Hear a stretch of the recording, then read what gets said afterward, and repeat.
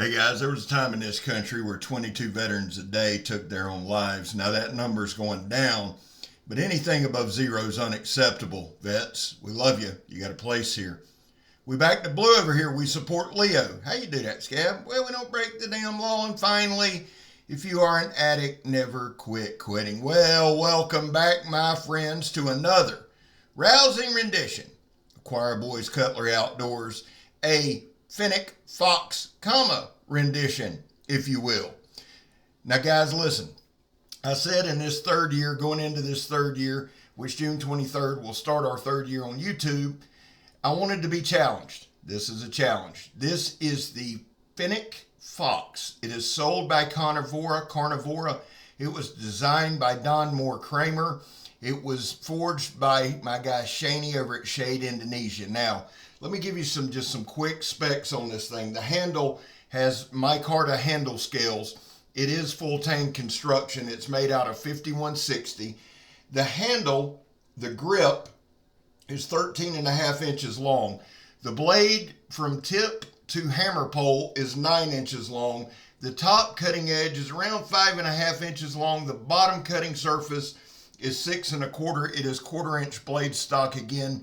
It is 5160. It is insanely well made. Now, you see a little hammer pole on the back. That would be for opening coconuts, walnuts, things like that. This, guys, is a bushcrafters, foragers, okay? What CARNIVORA is attempting to do is make some fantasy functional and make some medieval style weapons into EDC things. And to me, they're doing a jam up job. I've never used a comma in my life until this video and until these past couple days. I put about 3 days into making this video. You're going to see Megatron in this video. She's going to do some slicing as well. The one thing that I can tell you about this damn thing is it is sharp as a razor, son, both top and bottom. Now, y'all know I can make a razor blade look dull, but throughout this video, you're going to see how incredibly sharp this thing is. I will say this up front. I am a novice at best, okay? But I wanted to show you a little bit of everything. So we're going to do a little apple peeling just to go to the usefulness of the knife, the sharpness of the knife. Look how thin it's getting in pieces, guys. I'm telling you, the damn thing is sharp. I know it's sharp because I've cut everything I could find with it. Again, I wanted to be challenged in year 3 and coming up on year 3. Now, right here, we're going to cut this apple slap in twain, little twainage, son.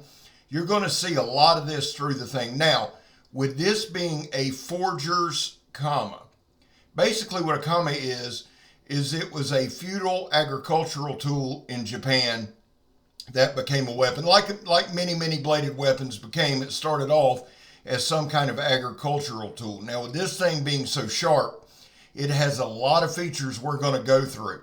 Okay, you can use it for foraging, you can use it for harvesting, you can use it for clearing. And before anybody asks, because I know, could you use it for self-defense? Unless you're an idiot, yes, you can use it for self-defense. This thing is absolutely wicked. Now, let me say this about the build quality. It is superior. Fit and finish is excellent. It comes razor sharp.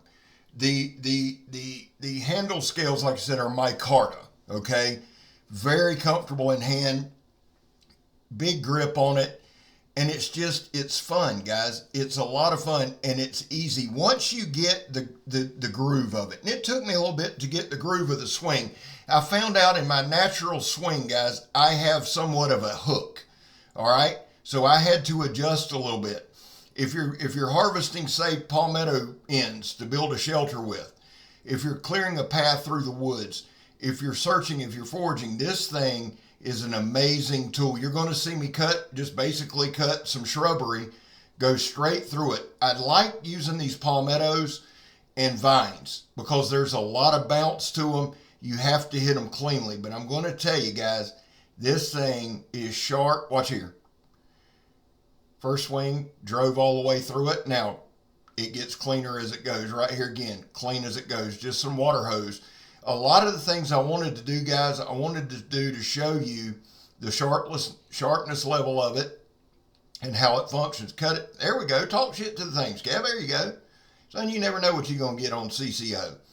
But again, a big part of this video, that's why I tell y'all, I'm a novice at best. I'm taking you on this journey, and hopefully throughout this video, you can see the cuts get cleaner because the technique gets better. Now right here, this is what I was saying, guys, just kind of going through this elderberry patch.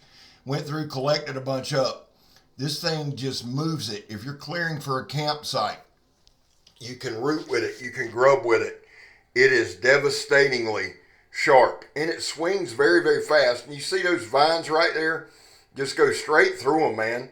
And again, I did a lot of palmetto leaves, building a shelter, a little two-step there by old Scabber, looking good.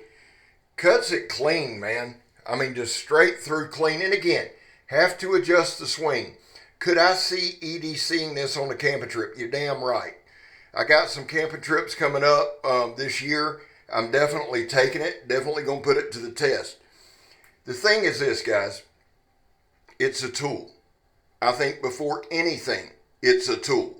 It's well built, it's sharp, and it's functional. If you've got a sharp blade, you're never out of the fight. I thoroughly believe that. You can choke up. It's got a very, very comfortable choil, so you can choke up and get a good grip. Right here again, now you're going to see this throughout the video. A neighbor stopped by and wanted to talk. They do that right in the middle of the damn video, but we persevere. Unless a reviewer would have turned it off, I battled through. Now, you see me up front when I cut the paper. It took a little bit to get it out of the sheath. When you belt carry, it slides right in and out. It's a beautiful leather sheath.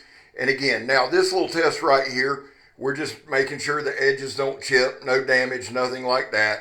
And again, guys, razor sharp. This thing, one, was the most challenging thing I've ever reviewed. Two, one of the most fun things. Now here's that ripper. What that ripper is used for, you can rip a little hole and then use your blade and make a clean cut. If you're skinning, anything like that. Now watch here. Watch here. That's that 2-inch toe strap. Straight through it, son. And I'm gonna do it a couple times. If you're skinning, I can't imagine a hide being tougher than that 2-inch toe strap. You can use the back, make a little insert hole. And again, brand new to this is new for me. It took me a second to get, but this thing worked insanely well. And again, no hot spots in the handle. Those micarta handles are just absolutely phenomenal. Now right here in this next clip, watch this. Bip, straight through it. This will tell you the level of sharpness that you have here. That's that ratchet strap, toe strap, whatever. Just blows through it. I mean, seriously. Very little tug, very little pull. I wanted to go back with the water hose again. I like doing that a couple times throughout the review just to keep checking the overall sharpness, okay? And again, the more I used it, the better I got at it. We're going to make some feather sticks because, like I said, my guy Don said, hey man, this is an EDC. This is a bushcraft comma. I would have to agree. You can make feather sticks with it. You got to have some feather sticks for a fire. It's an essential part. You can skin with it. You can do a little chopping with it. You can definitely, you've seen up front what we did to that old tire. So if you had to use it in a pinch against Bigfoot, you could. Now right here, we're going to do just a quick little 2-3 inch cut straight through that steel belted tire. I cut it off yesterday. I got to make me some more stuff for the John Peters stab test. But listen, man, this thing has no problem. It's super fun.